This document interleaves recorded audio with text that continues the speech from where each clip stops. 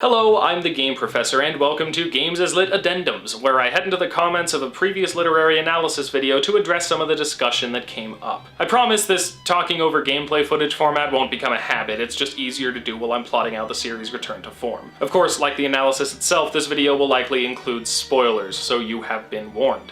My Bioshock analysis is far and away the most successful thing I've done on this channel, with over 60,000 views at the time of making this video. But of course, there's plenty of disagreement to be had when dealing with a game that tackles something like objectivism, so let's dive into the main conversations that were happening after the video's release. Let's just address the elephant in the room right off the bat. I am going to analyze Bioshock 2 and Infinite. The latter has had so many requests that I'm afraid viewers may be disappointed to hear my opinion of it, but it will happen. And yes, probably also something on Minerva's Den and Burial at Sea at one point or another. But on to the most important thing, a correction. In my summary of objectivism at the beginning of the video, I said that charity is considered immoral in an objectivist worldview. And that's not technically true. I made a mistake reaching a bit too far and simplifying Ayn Rand's position on charity to the point of inaccuracy.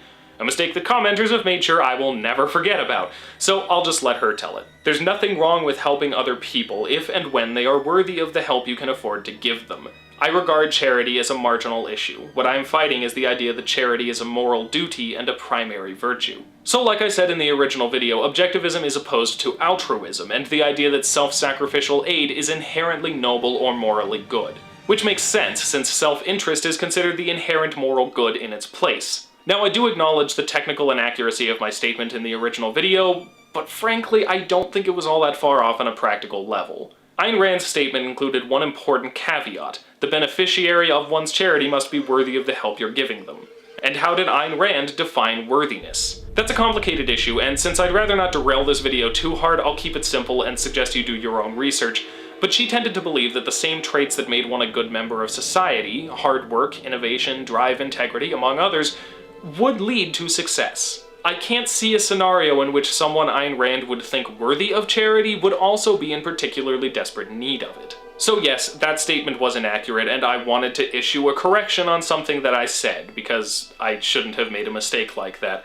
But in the end, I do think that it's something of a practical result of objectivism, even if it's not a technical truth of the philosophy's ideals. Which also leads into one of the other issues with interpreting Bioshock's relationship to objectivism, the idea that it's actually in favor of objectivism because Ryan compromised on important objectivist principles in the lead up to Rapture's ultimate downfall. Now, this is a legitimate interpretation, absolutely. I will give my answer to it, but don't think my intent is to discount other ideas about Bioshock's meaning and relationship to objectivism. This is all about our understanding of the game's themes and events and how that relates to our beliefs regarding this philosophical worldview. All of these things can vary and result in some rather different interpretations, and that's perfectly fine. I'm particularly open to this interpretation of Bioshock's relationship to objectivism because the base observation is completely accurate. Ryan did indeed compromise on some important tenets of objectivism, and they did contribute to the fall of Rapture. The first compromise was an unfortunately necessary one in his specific scenario. He restricted trade in and out of Rapture. This in and of itself isn't necessarily a huge issue since it was indeed necessary to keep Rapture secret and he didn't restrict trade within Rapture itself. But since he also wanted to avoid the ideas of the world above from contaminating his paradise under the sea, he eventually was forced to ban smuggled things like religious texts and any overt communication with the surface at all. He tried so hard to maintain the purity of his ideal within Rapture that he tried to control information so as not to let other ideas in, which isn't really in line with objectivist principles and did play a role in Rapture's ultimate downfall. The Little Sisters are often pointed out as a compromise as well, but as I noted in the original video, Ryan had nothing to do with their creation and only found out about them when he had already compromised on other issues and didn't know how to reverse what had been done to them anyway. Point being, it's absolutely true that Ryan compromised on the principles of objectivism. Now, the pro-objectivist interpretation of the game posits that this is the game's message, that objectivism is a perfectly good and workable ideology, but since Ryan compromised on its ideals instead of staying true to it, Rapture failed. A tragedy that ultimately affirms objectivism if it's actually done right. But it is possible to view this from another angle, and this is the one that I took when making the video.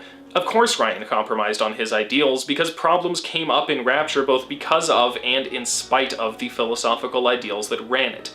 The abandonment of the lower-class workers that built Rapture led to their eventual revolt. The lack of governmental oversight on Fontaine's business dealings allowed him to do a number of things that defied Ryan's principles and directly contributed to Rapture's downfall. All these things can't be prevented in a system that opposes government regulation of business and some kind of care for the poor. So when Ryan's great chain of industry, his belief that order and progress would be achieved through each individual working toward their self-interest, fell apart based on a bunch of individuals working toward their self-interest in ways that harmed his society, his only recourse was to abandon his principles and resort to more complete control. His beliefs hadn't accounted for human nature or the righteous anger of those he hadn't paid enough attention to. That is to say, Ryan eventually had to compromise on his principles because a society based on objectivist ideals is inherently unsustainable. But ultimately, the difference between these two interpretations is reliant on a single issue: your position on objectivism.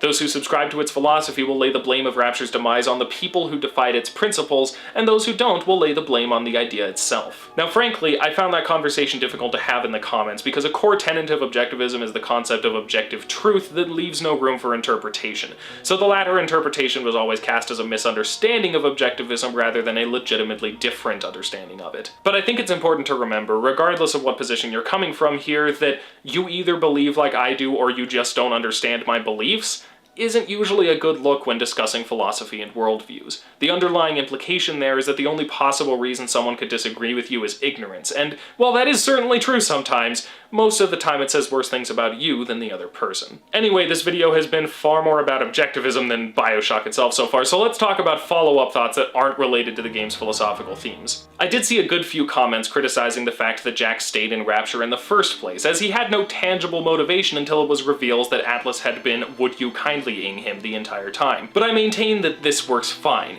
The bathysphere was torn into by that spider splicer, so he couldn't just turn around and go back to the surface without drowning, and Atlas offered him a way to escape. So he couldn't have left, and helping Atlas escape was, for all we knew at the time, the only way out. So I'm not really sure where the questionable motivations are there. I still maintain that the time to put in the "a man chooses" moment would have been once Jack was free of Fontaine's psychological influence. Letting him choose to leave once his own purpose had been accomplished instead of helping Rapture would have been a much more effective way to instill that theme, especially in regards to the objectivist themes of self-interest, than just letting the player do nothing at the very beginning. Still not sure why he shoves that needle in his arm though, that's still kinda weird. Generally speaking, the episode was very well received, and I want to thank you all for helping make it such a success. Those are the most discussed issues regarding the analysis, so hopefully we've all got a bit more to talk about now, and I can have more people telling me how wrong I am about objectivism. That'll be great. Thanks for watching, and remember that these videos are just part of what I'm doing while I work my way back into a weekly release schedule for Games is Lit 101. The Alan Wake analysis is coming soon, followed by plenty more content. If you like the channel, make sure to check the description for links to Games is Lit 101 on Facebook and Twitter, and if you like it enough to check out that Patreon link too, any support that gets the show closer to a full-time income is greatly appreciated. So join me over the course of the next couple weeks for another addendum, some countdowns, and a remake while I work on getting my life together and getting that Alan Wake analysis ready for all of you. So until next time, class dismissed.